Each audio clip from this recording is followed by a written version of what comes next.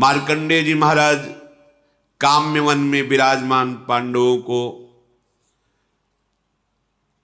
भगवान श्री राम के पावन चरित्र का गायन करके उन्हें श्रवण करा रहे हैं। ये भवबंधन मुक्त करने वाला भगवान श्री हरि का महान पावन चरित्र है। जब प्रभु बड़े कृपाल होते हैं तब हमको उनके चरित्र सुनने का सौभाग्य मिलता है और श्रवण करने पर ऐसा नया नया रस लगता है कि अब मैं प्रभु के चरित्र सुने बिना रह नहीं सकता। ऐसी आसक्ति हो जाए तो जीवन धन्य हो गया। चलते हैं महाराज जनक जी की पुष्प वाटिका में। जैसे हमारे निकुंज में सुंदर फूलों से श्रृंगारित सिंहासन पर प्राणाराध्य युगल सरकार अनशन पर भुज दिए बिलोकत इंदु बदन बिबियोर करत पान रस मत परस्पर लोचन त्रसित चकोर। आज ऐसे सियाजू के नेत्रों में जब रामजू के नेत्र मिले, प्रथम मिलन है। चंद्र चकोर की भांति, चकोरी जैसे चंद्रमा के रूप का पान करती है ऐसे सियाजू के नेत्र, और चकोर ऐसे लालजू के नेत्र सियाजू के मुख चंद्र की अद्भुत शोभा का पान कर रहे हैं। सिय शोभा ही बरनी प्रभु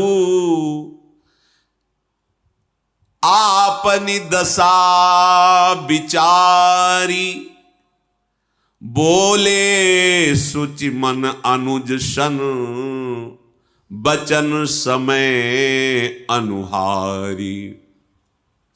सियाजू के श्रीमुख चंद्र की शोभा को देख करके प्रभु की दशा बदल गई। प्रभु की दशा बदल गई। ये प्रेमी जन जानते हैं कि अब प्रभु किस दशा में हैं। मन मन की रुचि जानी नेह विधि अनुसर, कहऊ ते कुछ दुख घटी होई, काहे कहो यह जान न कोई। प्रभु के हृदय की जो दशा है अब रहा नहीं जा रहा, किससे कहें। लखन लाल जी से कहा, लक्ष्मण बहुत प्रेम में डूबे हुए हैं प्रभु, तुम देख रहे हो ये वही जनक नंदनी है जिनके लिए धनुष यज्ञ हो रहा है और अपने लोग धनुष यज्ञ देखने आए हैं। यहां गौरी जी का मंदिर है, उनके पूजन के लिए आए हैं। देखो इनके श्री अंग के प्रकाश से पूरी फुलवाड़ी प्रकाशित हो रही है। हमने अपने मन को देखा है, मेरा मन कभी किसी रूप पे आसक्त नहीं हुआ, पर इनकी सुंदरता, इनकी शोभा देखकर मेरा मन क्षुब्ध हो रहा है। सहज पुनीत मोर मनु क्षोभा, मेरा परम पवित्र मन है, पर ये क्षोभ को प्राप्त हो रहा है। प्रेम एक ऐसी महाबल शक्ति है जो भक्त को भी अधीन करती और भगवान को भी अधीन कर लेती है, विवश कर देती। देखो इसीलिए भगवान का एक नाम प्रेमाधीन। प्रभु अपने मन की प्रेम दशा को देखकर कहते हैं कि मेरा परम पवित्र मन है, किसी सुंदरता, किसी रूप को देखकर लुभायमान हो जाए असंभव।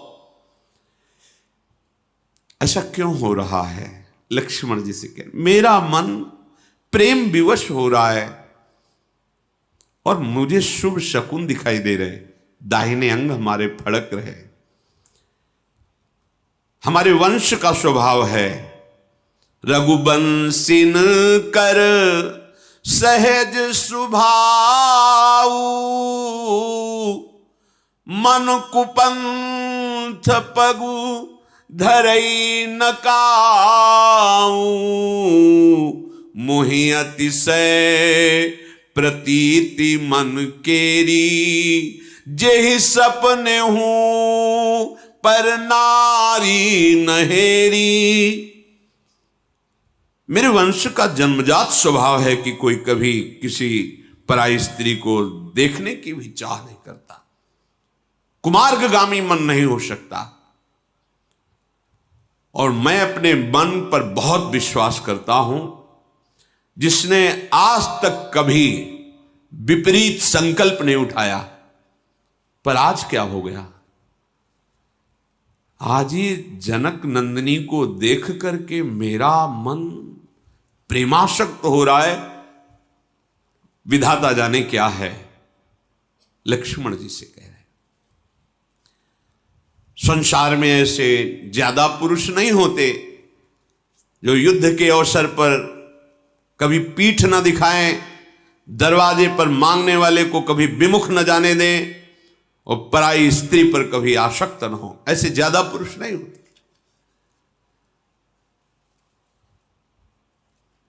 प्रभु बात तो लखन जी से कह रहे हैं, दृष्टि सियाजू के मुख पर है। सियाजू को एकदम चेतना से आती है। सखियां कह रहे कि गौरी पूजन करके शीघ्र चलना है। फिर एकदम चेतना सी जागृत होती है। बार बार चंचल ने, कहां गए वो राजकुमार। सखियों ने कहा, विवश मत होइए, देखो वो लता की ओट में वो विराजमान। फिर नेत्र जाकर प्रभु के मुख चंद्र की शोभा का पान कर रहे। प्रभु भी फूल का दोना हाथ में ही है और जानकी जी को निरख कर प्रेम मगन हो रहे। दोनों चंद्र चकोरी की भांति विवश हैं। सखियों को लगा कि ज्यादा समय यहां व्यतीत नहीं करना चाहिए। कहा, सियाजू आप शीघ्र चलें। चलना शब्द सुनकर सियाजी ने भर नेत्र देखा और आंख बंद कर ली, मानो प्रभु के रूप को अपने मानस पटल पर, अपने हृदय पर बसा लिया। अद्भुत रूप प्रभु का है। नीलकांति, वो नीलिमा है ही नहीं सृष्टि में। उदाहरण में जैसे अनुमान के लिए वो ऐसा नहीं हो सकता कि प्राकृतिक रंग से प्रभु के श्रीअंग की तुलना की जाए। ये प्रकृति जनित वो चिदानंद है। जैसे कहा गया, केकी कंठाभ नीलम, मोर के गले की जैसे नील कांति। जैसे कहा गया है कि नवीन जलधर मेघ की कांति। कहा अनुमान के लिए केवल कि ऐसा हो सकता है, नहीं, कोई नहीं। ये उपमा और अनुमान और अलंकार से बहुत अलग हैं। ये अद्वितीय सच्चिदानंद हैं। बिना प्रेम दृष्टि प्राप्त हुए, दिव्य दृष्टि प्राप्त हुए अद्भुत नीलकांति। गौरवर्ण लखनलाल जी पास में, अरविंदाक्ष, विशाल मनोहर, विशाल भयानक नहीं, मनोहर। कुछ कुछ अरुणिमा है नेत्रों में और प्रेम युक्त है। और मोर पंख माथे पर बांधे हुए हैं। मोर पंख सिर शोहत नीके, गुच्छ बीच बिच कुसुम कली के। सुंदर श्याम वर्ण के केशों को, सुंदर कलियां और फूल श्रृंगारित, और बीच में मोर मुकुट धारण की हुई राम जी। बर राव श्या का अंतर है, श्याम जी राम जी। अगर वे धनुष बाण हुए बिल्कुल वैसे, मोर मुकुट, मोर पंख सिर शोहत नीके। माथे पर तिलक और पसीने की बूंदे। महीना गहन का, बहुत मेहनत वाला कार्य कर रहे हैं ना, फूल चुन रहे हैं। पसीना कैसे आ गया महाराज के, सोचने वाली बात है। अगहन के महीने में पसीना, जेठ बैसाख हो दोपहर का समय है भाई, जेठ वैशाख का है, थोड़ा श्रम युक्त कार्य कर रहे हैं तो पसीने की बूंदें आ गई। भाल तिलक श्रम बिंदु सुहा। ये श्रम बिंदु जानते हो काहे के हैं? जानकी जी के रूप को जब पान कर रहे तो माथे पे पसीना आ गया। ये प्रेमियों का विषय है, ये बुद्धि का विषय नहीं है। प्रेम की दशा में ये भी आता है, पसीना पसीना हो जाना, कंपायमान हो जाना, शरीर रूम रूम पुलकित हो जाना। सुंदर मकराकृत कुंडल, धनुष के समान टेढ़ी भौहें, रत्नारे नेत्र, ठोड़ी नाक गाल, बड़े ही सुंदर और मंद मुस्कुराहट, करोड़ कामदेव मूर्छित हो जाएं। और गंभीर स्वभाव, इधर मोर मुकुट वाले का रसीला स्वभाव, टेढ़ी चाल, तिरछी चितवन, बाके बाके, इनका सब कुछ बाका। ये सीधे महाराज, बड़े गंभीर महाराज, नेत्र भी बहुत संभाल के उठाना, बिल्कुल एक एक चेष्टा बड़ी गंभीरता पूर्वक। हमारे जो लालजू महाराज है ना, छैल छबीली लाडली, छैल छबीले लाल, ये महाराज तो रस बरसाते रहते। उधर महाराज बहुत गंभीर, बहुत गंभीर। यही वही यहाँ वहां दो बालक देखा, मति भ्रम से दो दिखाई देते, एक ही है। वक्षा विशाल वक्षा स्थल, मणियों की माला, भुजाएं देखते ही बनती, अभयद भुज दंड मूल पीनन ससान कुल, अपार बलशाली, अपने भक्तों की रक्षा करने वाली ये भुजाएं हैं, बल की सीमा है।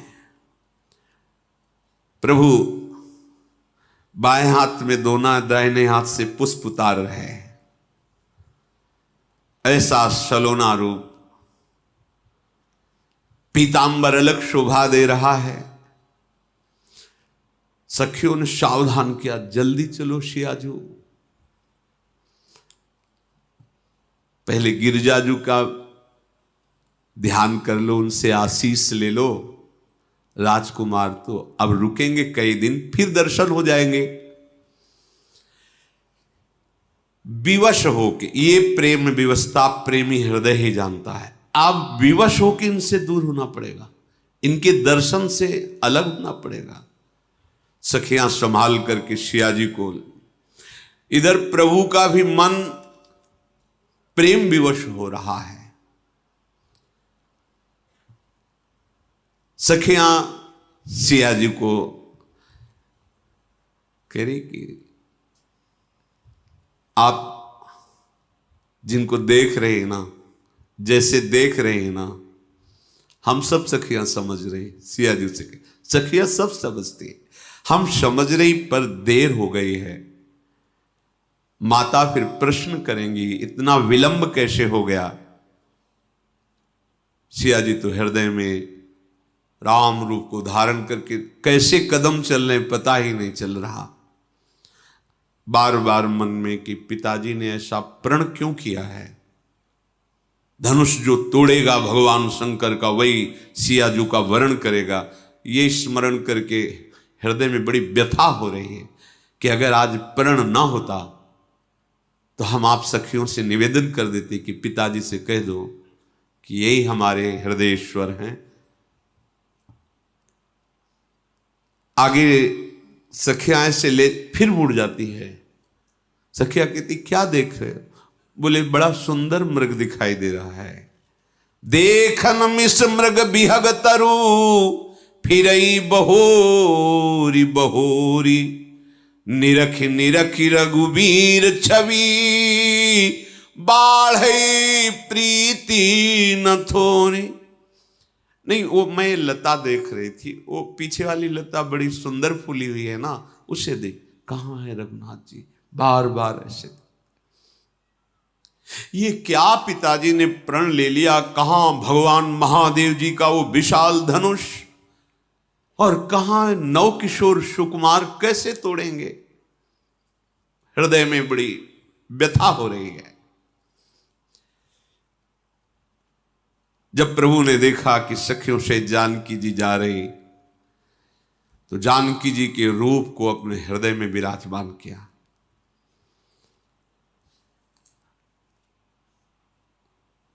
इतना सुंदर रूप लक्ष्मण, त्रिभुवन में कोई इतना सुंदर नहीं जितनी जानकी जी सुंदर है। ये प्रभु वही हैं जिनका न आदि है, न मध्य है, न अंत है। वेद भी जिनके प्रभाव को नहीं जानते, विश्व को मोहित करने वाले परम स्वतंत्र भगवान, देखो जानकी जी के रूप में प्रेम विवश हो रहे हैं। बस सीता जी को एक ही बात समझ में आई कि अब तो जो भी बात बनेगी आशीर्वाद से ही बनेगी। चलो गौरी जी को मनाएं, गिरिजा जी को मनाएं। पास गई, विवश होकर के बैठ गए और कहा कि आज तक जिसने आपसे मांगा मां, कभी कोई विमुख नहीं गया, क्योंकि आप मां हो। भगवान शिव के वो प्राणों से भी प्रिय हो। आपके सी चरणों की सेवा से कौन सा फल दुर्लभ है। कोई भी ऋषि मुनि मनुष्य कोई भी हे जगदम्बा आपके चरणों की आराधना करे तो उसकी कामना की पूर्ति हो जाती है। मेरा मनोरथ आप जान रही हैं ना, क्योंकि आप सबके हृदय में विराजमान हैं। मैं प्रगट में आपसे नहीं कह सकती, बस आप जान लीजिए। और जो देवी जी की प्रतिमा श्री विग्रह थी, उनके चरण पकड़कर जानकी जी बार बार विनय, बार बार देख करके कहें, आप हमारे मन के मनोरथ को जानती हो, कह नहीं सकती। विनय प्रेम बस भई भवानी, खसी माल मूर्ति मुस्कानी, सादर सिय प्रसाद सिर धरऊं, बोली गौरी हरस ही भरेऊं। जब सियाजू विवश हो रही थी तो जगदम्बा जी ने अपनी माला सिया जी के मस्तक पर, यह आराध्य देव का संकेत होता है। आप एकटक प्रभु को देख रहे हैं और बात कर रहे हैं अंदर से। कोई पुष्प गिर जाए कर कमल का, कोई श्रृंगार, समझ लो सीधे बात हो गई आपकी। बहुत बार ऐसा प्रेमी जनों को अनुभव होता है। खसी माल, तत्काल माला गले से श्री जानकी जी ने, और देखा कि श्री विग्रह जगदम्बा का मुस्कुरा रहा है, और मुस्कुरा ही नहीं रहा, जगदम्बा बोलने लगी। बोली, सुनो सिय सत्य असीस हमारी, पूजी मन कामना तुम्हारी। हे सियाजू, मैं सत्य बोलती हूं, मेरा आशीर्वाद है जो तुम्हारे मन में चल रहा है वो निश्चित पूर्ण होगा, वो तुम्हें प्राप्त होगा। मनु जाहि राचु मिली सोबरु, सहज सुंदर सावरो, करुणा निधान सुजान सीलु, सनेहु जानत रावरो। तुम्हारा मन जहां अनुरक्त हो गया मैं जान रही हूं।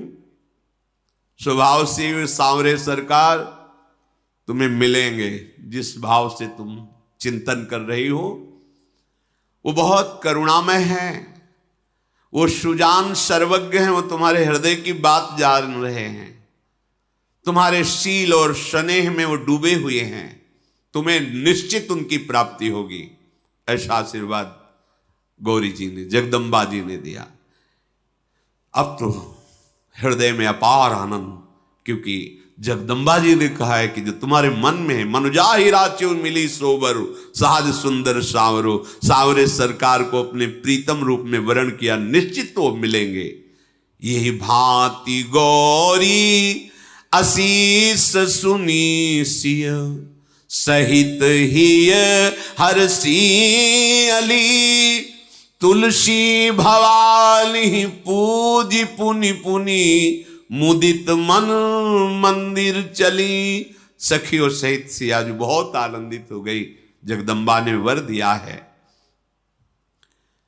आज तो हमारे सब अनुकूल हो गया। सिया जी सोच रहे अब मेरे आनंद का ठिकाना नहीं, क्योंकि मुझे आशीष मिल गया है। उसी समय सिया जी के बाम अंग फरकने लगे, मंजुल मंगल मूल बाम अंग, मानो बिल्कुल शुभ घड़ी है। आनंदित होकर राजमहल की तरफ जानकी जी जा रही। इधर प्रभु सिया जी के रूप का ध्यान करते हुए और उनके रूप की सराहना करते हुए लक्ष्मण जी से कहा विलंब हो रहा है, गुरु सेवा में पुष्प पहुंचाना है। सामने गए, विलंब हो ही गया था। बहुत ही सहज सरल स्वभाव है, सरल स्वभाव छुअत छल नाही, बिल्कुल सीधी बात, जैसा हृदय में वैसे ही बात।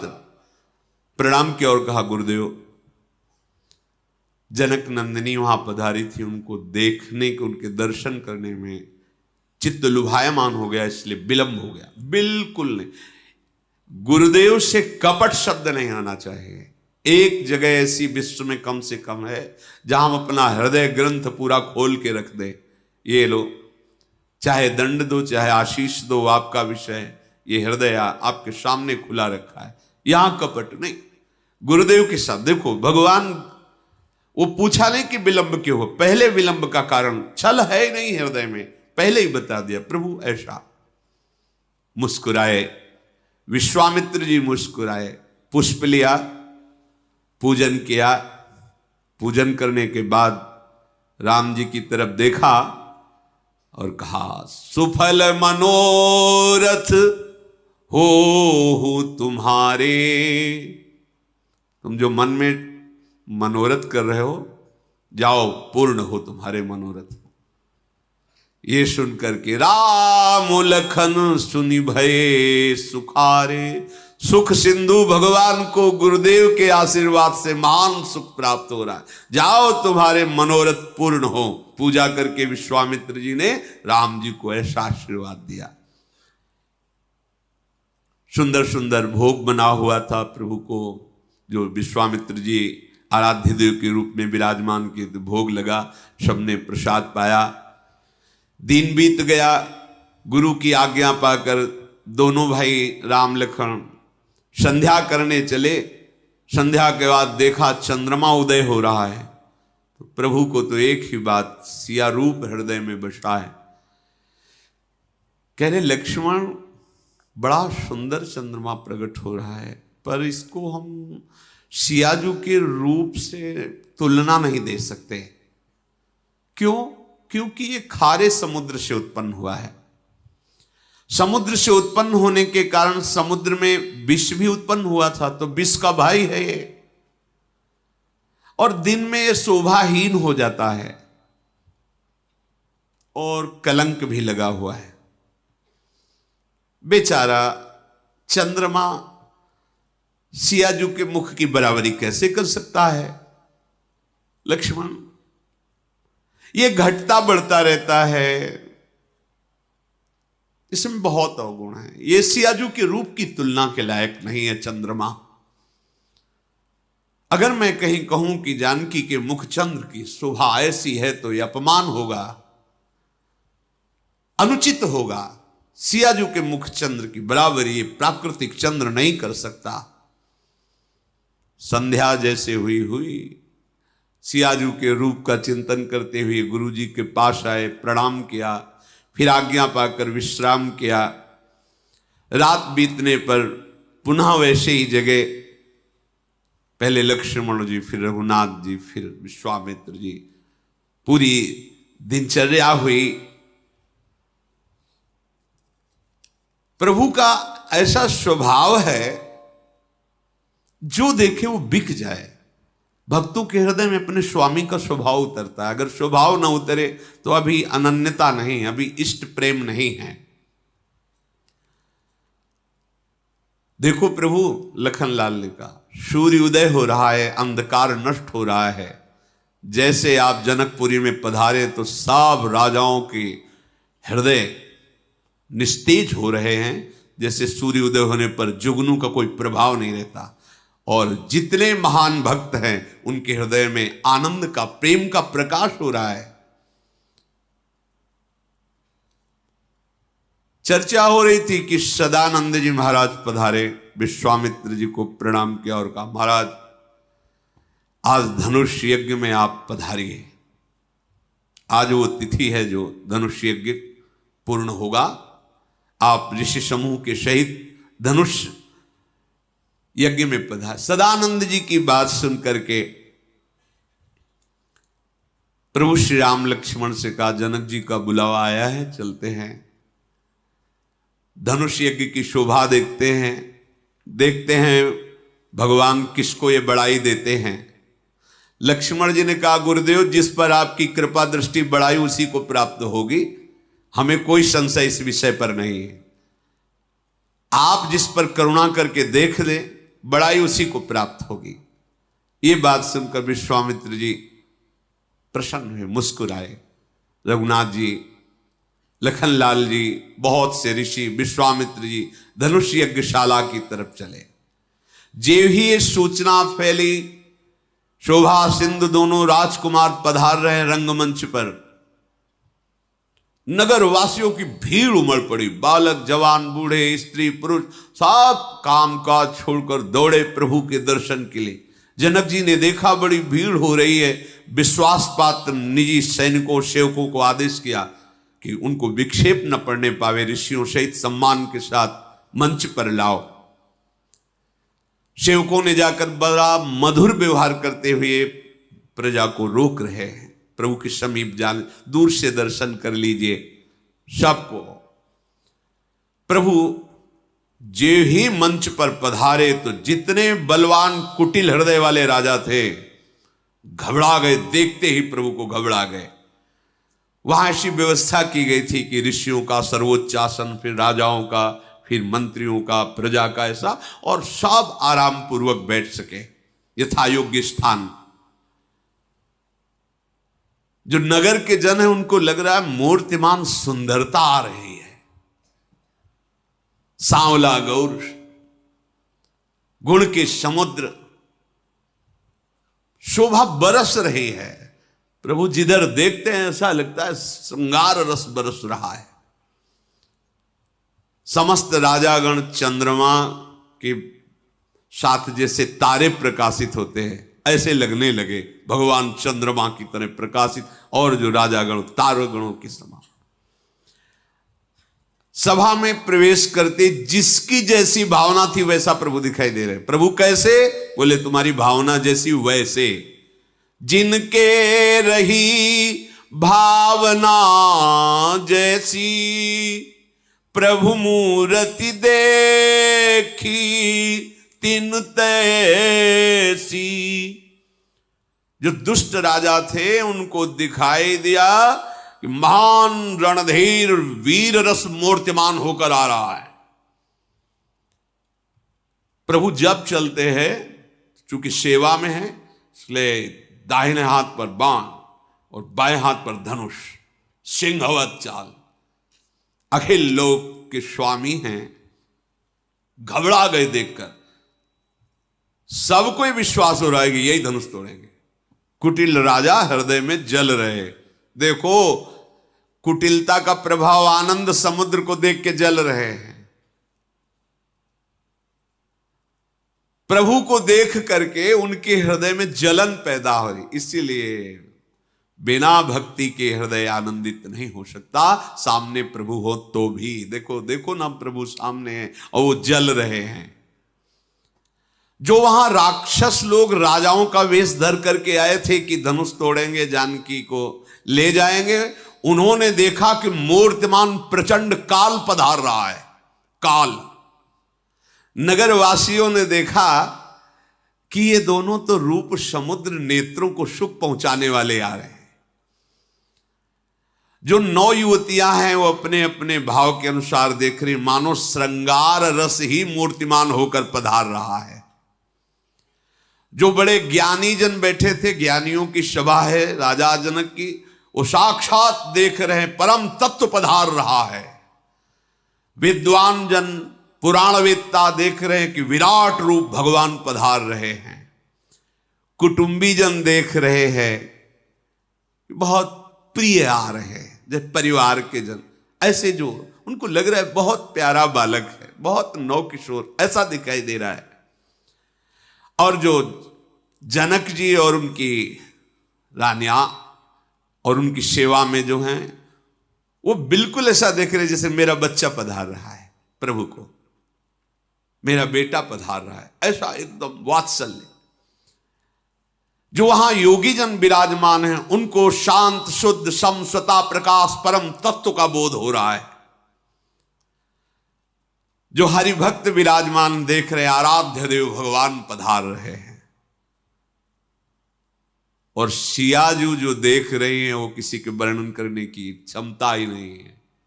ये सियाजू जो देख रही हैं उनका जो स्नेह है, जो सुख है, वाणी की सामर्थ्य नहीं कि वर्णन कर सके, केवल अनुभव कर रहे हैं वो भी सिया जी। यही बात प्रभु श्री राम ने हनुमान जी को संदेश में अशोक वाटिका में विराजमान जानकी जी के लिए कहा था।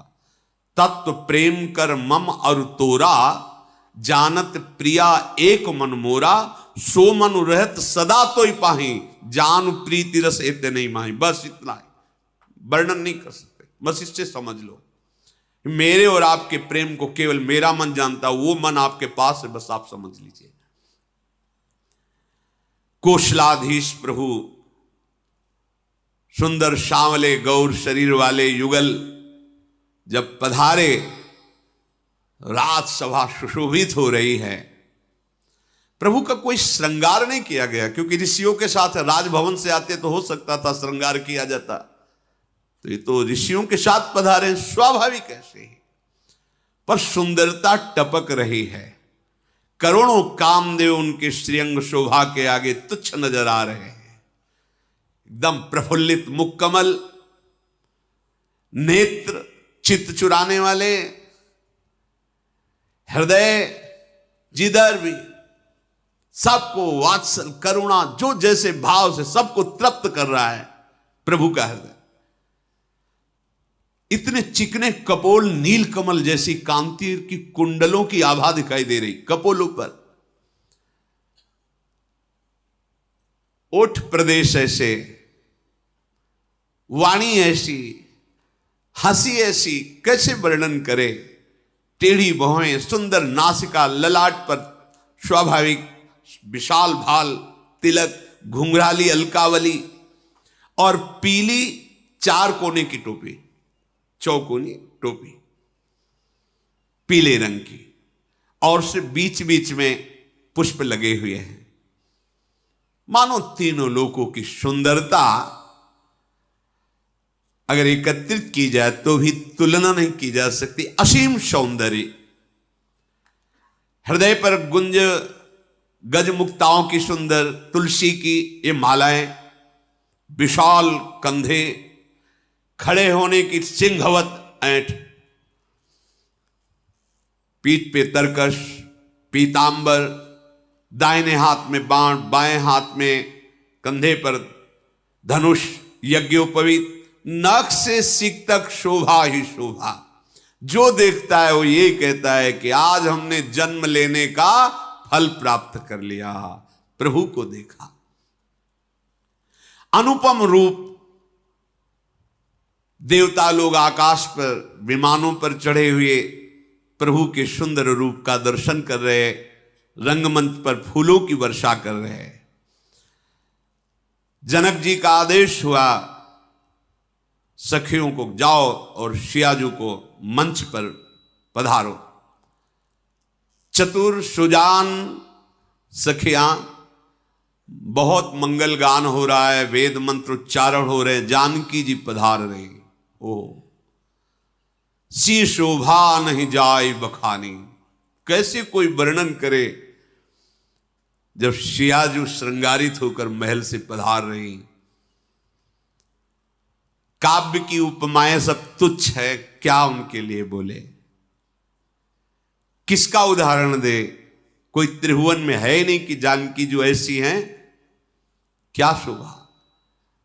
क्योंकि जितनी भी उपमा, जितनी भी सुंदरता वर्णन की जाती है त्रिगुणात्मिका माया से है। ये तो त्रिगुणातीत परम प्रेम, परम चिदानंद तत्व कैसे वर्णन करें।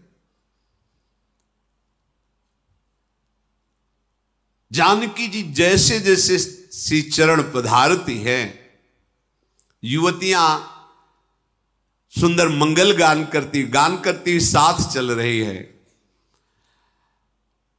बार बार बहुत से ऋषि मुनि सब सोच रहे हैं कि ऐसा त्रिभुवन में कोई सुंदर नहीं। वैसे त्रिभुवन सुंदरी, त्रिपुर सुंदरी जगदम्बा है, पर वो भी अर्धांग हैं भगवान शिव। लक्ष्मी जी भी सुंदर है, पर वो प्रकट हुई कहां से है, समुद्र से प्रकट हुई। कामदेव की पत्नी रति भी सुंदर है, पर इनके शाम सब विचार कर रहे हैं कितनी सुंदर सियाजू हैं। सयानी सखियां एक एक कदम धीरे धीरे मनोहर गीत की ध्वनि है। नवल नवल पोशाक सियाजू धारण किए, आभूषण धारण किए, महाछवि पधार रही है। कोई ऐसा नहीं था सभा में जो मोहित ना हो गया हो। रंगभूमि जब सिय पगुधारी, देख रूप मोहे नरनाय। ऐसा सियाजू का रूप। जैसे ही रंगमंच पर श्री चरण पधारे, दुंदुभियां बजने लगी, वाद्य बजने लगे, पुष्पों की वर्षा की गई। सियाजू के कर कमल में जयमाला है, पर वो ऐसे नीचे की हुई देख रही, वो सांवले चरण कहां है, कहां है वो कहां विराजमान है। अचानक ऊंचे मंच पर दृष्टि पड़ी चरणों पे, तब नेत्र उठाए और देखा विश्वामित्र जी के समीप प्रभु विराजमान। तत्काल अपने नेत्रों को वश में किया और नीचे किया, क्योंकि सभा देख रही सब जानकी जी को, और जानकी जी ने राम रूप को देख तत्काल नेत्र नीचे किए। गुरुजनों की लाज, सभा की लाज, फिर अपने सखियों की तरफ देखने लगी। जानकी जी हृदय से विवश हो गई और विधाता से कहती है कि ये अजगौ बहुत हल्का हो जाए, आप ऐसी कृपा कर दो। हे प्रभु, हे विधाता, ये जो धनुष है ना, ये हल्का हो जाए जब राम जी उठावें, और जब ये राजा लोग उठावे तो भारी हो जाए। जानकी जी मन में विचार कर रहे हैं। और जितने जनकपुर के जन हैं वो सब कह रहे हैं कि कहे तो जाते हैं बड़े ज्ञानी जनक जी, पर मुझे तो अब लगता है कि इन्होंने मूढ़ता धारण कर ली। अरे इतना सुंदर वर है, इसके लिए प्रतिज्ञा करने की क्या जरूरत थी, सीधे ब्याह कर देना चाहिए जानकी जी का राम जी से।